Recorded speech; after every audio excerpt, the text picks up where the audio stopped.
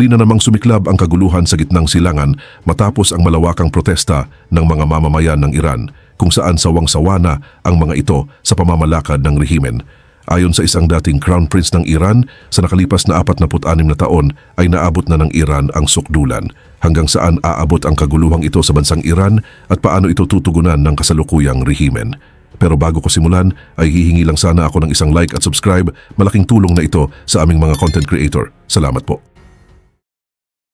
Sa loob ng 4 na sunod-sunod na araw, nag-alab ang Iran kung saan kabi-kabila ang mga protesta sa mga gusali ng gobyerno. Ayon sa mga international news ay sawang-sawa na ang mga Iranian sa Islamic regime na namumuno ng mahigit 40 taon. At ngayon, nagsimula ang isang strong movement para patalsikin ang kasalukuyang gobyerno. Sinabi ni Crown Prince Reza Pahlavi na pinalayas mula sa Iran 46 na taon na ang nakalipas na ang kasalukuyang rehimen ay naabot na ang hangganan. At sa unang pagkakataon sa loob ng maraming dekada, pinatutunayan ito ng milyong-milyong Iranian.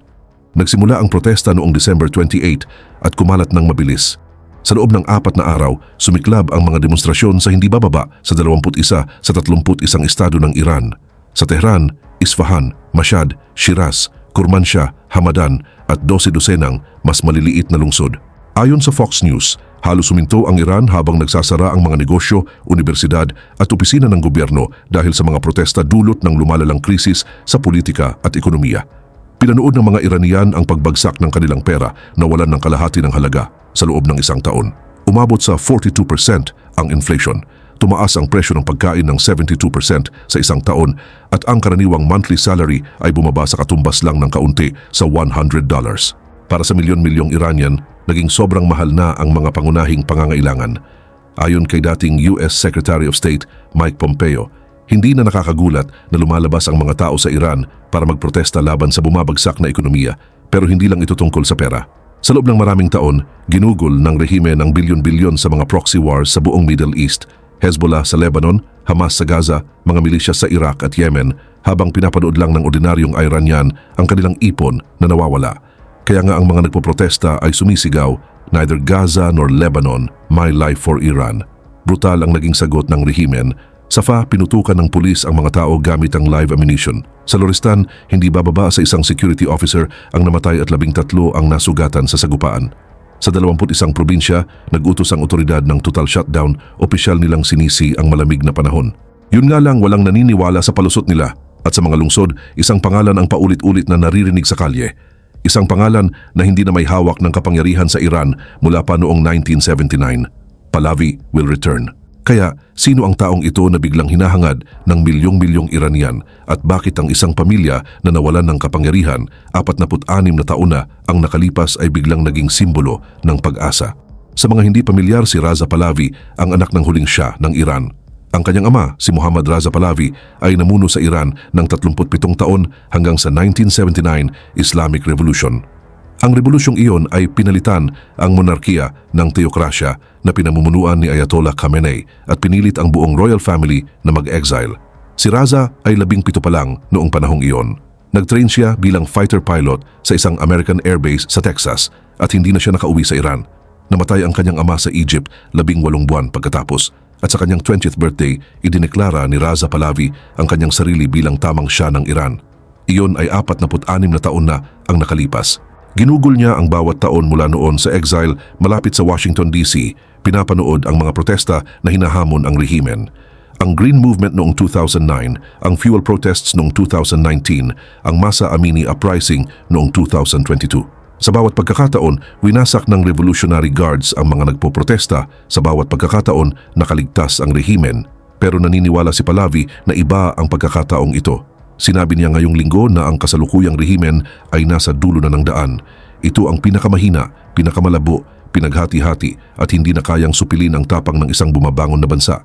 Inihambing niya ang sandaling ito sa pagbagsak ng Berlin Wall at sa buong Iran pinatutunayan iyan ng mga tao. Sila ay sumisigaw, "Havidid Shah, long live the king." Inalis nila ang lumang Iranian flag na may lion at sun na ipinagbawal ng Islamic Republic. Sa unang pagkakataon mula noong revolusyon, ang pagbabalik ng monarkiya ay hindi na lang kwento sa exile. Ito ay isinisigaw na sa kalye ng Tehran. Pero may isa pang dahilan kung bakit kakaiba ang pagkakataong ito. Hindi lang ito tungkol sa kung ano ang hinihingi ng mga nagpoprotesta. Ito ay tungkol sa kung sino ang pinili ng rehimen para kontrahin sila. Noong December 27, gumawa ng galaw si Khamenei. Itinalaga niya si Brigadier General Ahmed Vahidi bilang Deputy Commander ng Islamic Revolutionary Guard Corps. Ibig sabihin, si Vahidi ang number 2 sa pinakamakapangyarihang military at security organization sa Iran. Para maintindihan kung bakit mahalaga ito, kailangan mo munang malaman kung sino talaga si Ahmed Vahidi. Bueno, hinahanap siya ng Interpol. Noong 1994, sumabog ang bomba sa Amia Jewish Community Center sa Buenos Aires. 85 na sibilyan ang namatay. Sinundan ng mga Argentine at Western investigators ang atake pabalik sa Quds Force ng Iran, ang Elite External Operations Unit ng Revolutionary Guards at pinangalanan si Vahidi na commander ng Quds Force noon bilang isa sa mga pangunahing nagplano. Naglabas ng red notice ang Interpol para sa kanyang pag-aresto. Aktibo pa rin ito hanggang ngayon, pero hindi lang iyon. Noong 2022, isang dalagang babae na si Mahsa Amini ang namatay habang nasa police custody matapos maaresto dahil hindi maayos ang suot niyang hijab. Ang kanyang pagkamatay ang nagpasiklab ng pinakamalalaking protesta na nakita ng Iran sa loob ng maraming taon. Daang-daang ang namatay. Libo-libo ang naaresto. Si Ahmad Vahidi, ang Interior Minister noon, siya ang nagdirekta ng crackdown. Pinasaklawan siya ng United States at European Union dahil sa panunupil na iyon at ngayon prinomote siya ni Khamenei para durugin ang kasalukuyang uprising. Inilahad ng Jerusalem Post ang record niya ng simple. Hinahanap siya ng Interpol para sa 1994 Amia bombing at pinatawan ng sanctions dahil sa kanyang papel sa pagpigil sa Amini protests. Sinabi ng Western analysts sa Critical Threats Project na ang appointment ni Vahidi ay nagpapakita ng hamon na hinaharap ni Khamenei sa muling pagbuo ng military leadership ng Iran. Naniniwala sila na ito ay senyalis ng kumpiyansa ng rehimen sa kakayahan niya na pamahalaan ang internal security challenges. Sa madaling salita, kapag kailangan ng Islamic Republic ng isang tao para patayin ang sariling mamamayan, si Ahmed Vahidi ang tinatawag nila. Pero ang pag-promote ng isang terorista para iligtas ang rehimen ay nagsasabi rin ng iba. Ipinapakita nito kung gaano na lang kakaunti ang options nila. Hindi lang si Vahidi ang senyales ng desperasyon. Habang kumalat ang protesta, nagbitiw ang governor ng Central Bank ng Iran. Ang currency ay bumagsak. Pinalitan siya ni President Masoud Pezeshkian kay Abdul Nasser Hemati, isang tao na inilarawan niya bilang tumatanggap ng trabahong sobrang hirap at komplikado. Pero narito ang problema. Dating tinanggal si Hemati sa isang government post dahil sa umano'y mismanagement na nakasama sa bansa. Napakakulang ng rehimen sa credible na opisyal kaya nire-recycle nila ang mga taong nabiguna sa parehong posisyon noon. Confused din ang public messaging ng gobyerno. Nag-warning si Iran's top prosecutor, Mohammad Mohedi Azad, ng decisive response kung ang mga nagpoprotesta ay destabilize ang bansa. Pero sa parehong pahayag, tinawag niya na lehitimo ang protesta. Sinabi ni Pezeshkian sa mga Iranian, nakikita namin, naririnig namin at opisyal naming kinikilala ang lahat ng protesta, ang hirap at ang krisis. Inutusan niya ang Interior Minister na makipag-usap sa mga kinatawan ng protesta. Ito ang unang pagkakataon na nag-alok ng dialogue ang rehimen, pero hindi napigilan ng mga salita ang mga tao. Sinusubukan nilang pigilan ang mga tao na magtipon at hindi ito gumagana. Sa FA, sinalakay ng mga nagpoprotesta ang governor's headquarters. Sa Hamadan, iniulat na pumasok ang mga tao sa isang intelligence site at pinalaya ang mga detainee. Sa Lorestan, nagkaroon ng sagupaan at isang security officer ang namatay at 13 ang nasugatan. Nag-aalok ang rehimen ng dialogue habang nagde-deploy ng live ammunition. Nagbabanta ito ng decisive action habang inaamin na lehitimo ang mga protesta. Ganito ang itsura ng isang gobyerno kapag nawawalan na ito ng kontrol. Pero para sa milyon-milyong Iranian, hindi na sapat ang usapan lang. Gusto nila ng isang bagay na hindi kayang ibigay ng Islamic Republic. Idinokumento ng Visegrad 24 ang malalaking grupo ng anti-regime protesters sa Nahavand na hayagang nananawagan ng pagbabalik ng monarkiya. May mga kaparehong sigaw na naitala sa Hamadan, Arak, Isfahan, Kermanshah at sa maraming distrito mismo ng Tehran. Winiwasiwas ng mga nagpoprotesta ang pre-1979 Iranian flag. Ito yung may lion at sun na simbolo na ipinagbawal ng Islamic Republic. Hindi ito mga taong humihingi ng reforma. Hindi sila humihiling ng mas murang presyo o mas maayos na pamamahala. Nanawagan sila ng tuluyang pagkawasak ng Islamic Republic at pagbabalik ng sistemang pinatalsik bago pa ipanganak ang karamihan sa kanila.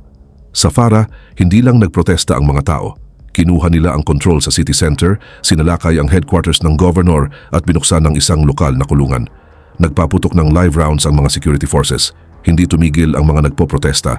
Iniulat ng Iran International ang mga tao sa bagmalik na sumisigaw. Ang taong ito ay magiging year of blood. Si Sayyid Ali ay mapapatalsik na direktang tumutukoy kay Khamenei at mula sa kanyang exile sa Washington DC, pinapanood ni Raza Pahlavi ang bawat sandali. Naglabas siya ng direktang babala sa mga Western governments. Sinabi niya na kung magbibigay ang West ng lifeline sa rehimen, hahantong ito sa mas maraming pagdanak ng dugo at kaguluhan. Hanggat nananatili ito sa kapangyarihan, walang bansa o mamamayan ang magiging ligtas, maging sa Paris, Jerusalem o saan man.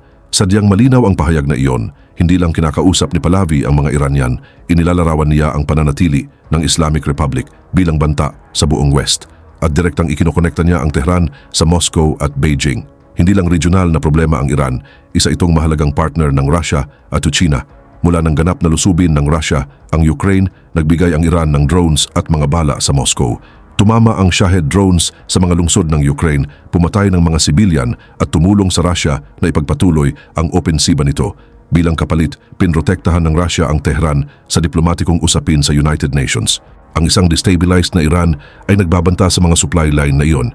Pinahihina nito ang drone advantage ng Russia at pinapahiya ang Kremlin na ipinresenta ang alyansa nito sa Tehran bilang patunay na lumalakas ang anti-Western bloc. Bawat Western headline tungkol sa pag-promote kay Vahidi na binibigyang diin ang kanyang Interpol Red Notice at kasaysayan ng pagdurog sa mga nagpoprotesta ay lalong pinatitibay ang kwento na ang mga kaalyado ng Russia ay mga terrorist states. Para sa China, ganoon din kahirap ang sitwasyon. Pinalawak ng Beijing ang ugnayang pang-ekonomiya nito sa Iran. Inilagay nito ang sarili bilang isang responsable at nagpapakalma sa Middle East na nag-aalok ng win-win cooperation. Pero ang mga larawan ng security forces na binabanatan ang mga nagpoprotesta, mga universidad na nagwewelga at mga monarchist slogans na umaaling-aungaw sa mga pangunahing lungsod ay ginagawang imposibleng panindigan ang ganitong kwento. Naiintindihan ni Raza Pahlavi ang galaw na ito. Ayon sa kanya, ang kapayapaan sa Middle East at ang katatagan ng buong mundo ay nakasalalay sa isang malayang Iran.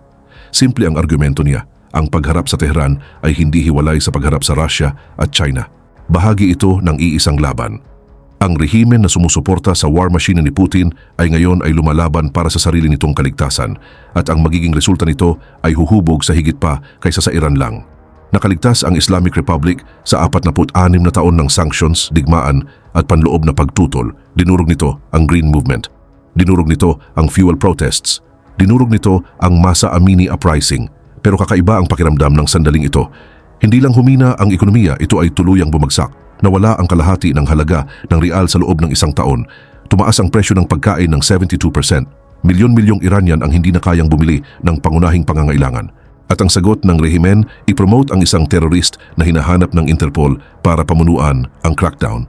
Hindi humihingi ng reforma ang mga nagpoprotesta. Sumisigaw sila para sa pagbabalik ng monarkiyang pinatalsik bago pa ipanganak ang karamihan sa kanila. Idineklara ni Reza Pahlavi na sumisikat na ang bagong panahon sa Iran. Kung tama siya, iyon ay makikita pa. May hawak pa rin ng mga baril ang Revolutionary Guards. Kontrolado pa rin ng rehimen ng Estado. Pero sa loob ng 46 na taon, itinuro ng Islamic Republic sa mga tao nito na ang siya ay kaaway, na masama ang monarkiya at banal ang revolusyon. Ngayon, milyon-milyong Iranian ang sumisigaw ng Javid Shah sa mga kalsada ng Tehran. Ang rehimen na itinayo para wasakin ang Pahlavi dynasty ay maaaring masira ng alaala nito. At kapag kumalat ang mga protesta, bumagsak ang ekonomiya at ang tanging sagot ay mas maraming bala. Matutuklasan ng Islamic Republic ang natututunan ng bawat naghihingalong rehimen. Hindi mo kayang barilin palabas ang sarili mo mula sa kasaysayan.